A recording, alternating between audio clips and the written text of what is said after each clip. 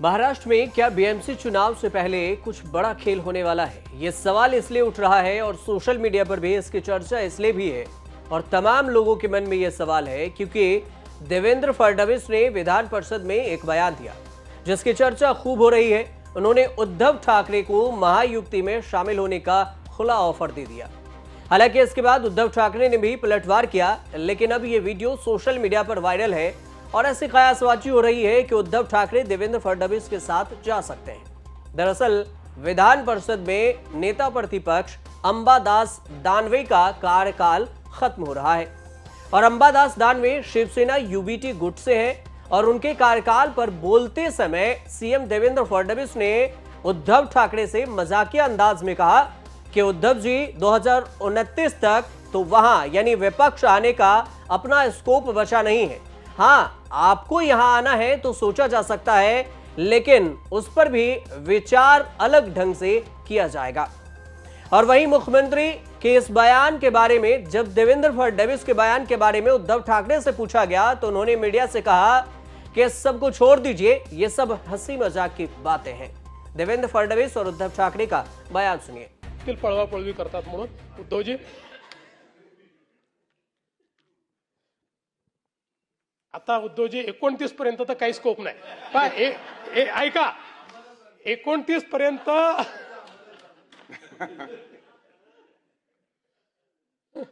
आम्हाला तिकडे याचा स्कोप उरला नाही। 29 तुम्हाला इकडे याचा स्कोप आता विचार करता येईल, म्हणजे त्याचा विचार आपण वेगळ्या पद्धतीने करू, पण आम्हाला तिकडे जायचा स्कोप हा काही या ठिकाणी उरलेला नाही। त्यांना माहिती नाही, तो नुसता बाकाचं नाही, प्रसंग बडा बाका आहे म्हणा। तर या गोष्टी थोड्या खेळीमेळीने झाल्यात आणि त्या खेळीमेळीनेच घ्यायला पाहिजे। मुख्यमंत्री देवेंद्र फडणवीस ने बयान भले ही लाइट टोन में दिया हो, लेकिन जहां एक और स्थानीय निकाय चुनाव यानी बीएमसी में राज ठाकरे और उद्धव ठाकरे के साथ आने की चर्चा शुरू हो चुकी है, तो वहीं मुख्यमंत्री के इस बयान के कई मायने भी निकाले जा रहे हैं। सियासी गलियारों में ऐसी चर्चा हो रही है कि एकनाथ शिंदे के शिवसेना से बीजेपी की छवि लगातार धूमिल होती जा रही है और इस पर मुख्यमंत्री देवेंद्र फडणवीस भी अपनी नाराजगी जाहिर कर चुके हैं। तो ऐसे में विधान परिषद में देवेंद्र फडणवीस के इस बयान को हल्के में नहीं लिया जा सकता। माना ऐसा भी जा रहा है कि ये बयान शिवसेना शिंदे के लिए भी एक चेतावनी जैसी है कि शिंदे इधर उधर किए तो उद्धव ठाकरे तैयार होंगे। अब देवेंद्र फडणवीस का यह बयान ऐसे समय में आया है जब महाराष्ट्र की राजनीति में गठबंधन और टकराव दोनों का दौर चल रहा है। 2019 के विधानसभा चुनाव के बाद शिवसेना जो उद्धव ठाकरे की थी वो मुख्यमंत्री पद को लेकर और बीजेपी से मतभेद हो गई, गठबंधन टूट गया। इसके बाद उद्धव ने महाविकास अघाड़ी यानी कि एमवीए बनाकर सरकार बनाई। हालांकि 2022 में एकनाथ शिंदे ने विद्रोह किया और इसके बाद उद्धव ठाकरे की सरकार गिर गई और बीजेपी के समर्थन से एकनाथ शिंदे सरकार बना लिए, सीएम बन गए।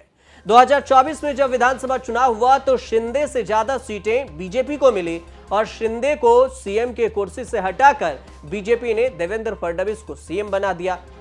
अब माना ऐसा भी जा रहा है कि देवेंद्र फडणवीस का इशारा फिर से उद्धव के साथ हाथ मिलाने की तरफ था।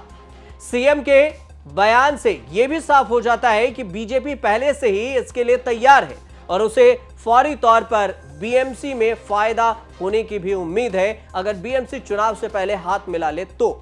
अब हाल के दिनों में महाराष्ट्र के अलग अलग शहरों में मराठी बनाम हिंदी का मुद्दा भी काफी गरमाया है। लोगों का कहना है कि बीएमसी चुनाव से पहले नया प्रयोग चल रहा है और बीएमसी चुनाव में ज्यादा समय नहीं बचा।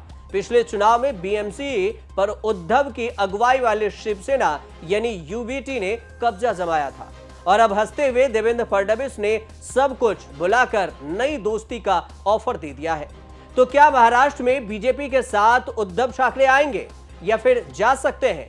तो राजनीति है, राजनीति में कुछ भी हो सकता है। वैसे भी उद्धव ठाकरे को लगने लगा है कि स्टेट में कांग्रेस और शरद पवार वाला एनसीपी का गुट उसे ज्यादा फायदा नहीं पहुंचाने वाला और यह मराठी मानुष की बात है तो इसके साथ ही हिंदुत्व के मुद्दे पर भी अपनी पोजीशन मजबूत कर सकती है और इसे पुष्ट करने के लिए बीजेपी के साथ गठबंधन को तैयार हो सकते हैं उद्धव ठाकरे। फिलहाल ये अटकलबाजी है। आधिकारिक बयान नहीं है और ना ही सीधे तौर से इस पर कहा जा सकता है, लेकिन जो चर्चाएं हैं उस पर आधारित ये पूरी आपको जो कहानी और समीकरण बन रही थी उसकी खबर हमने पहुंचाई।